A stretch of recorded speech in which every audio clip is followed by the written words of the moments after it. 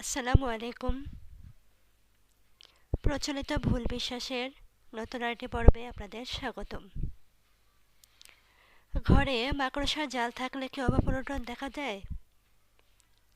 কিছু মানুষের মাঝে একথা প্রচলিত আছে যে ঘরে মাকড়সার জাল থাকলে অভাব অনটন দেখা দেয়। এটি একটি অলীক বিশ্বাস, যার কোনো ভিত্তি নেই। অভাব অনটনের সাথে মাকড়সা জালের কী সম্পর্ক? সচ্ছলতা বা অভাব অনটনের মালিক আল্লাহ তাআলা।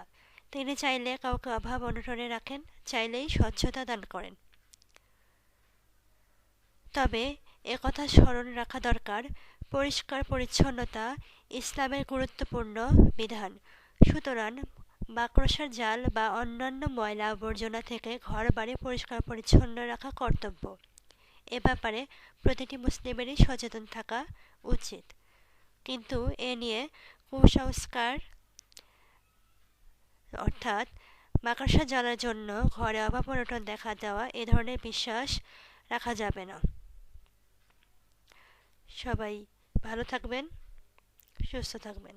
আসসালামু আলাইকুম ওয়া রাহমাতুল্লাহি ওয়া বারাকাতুহু।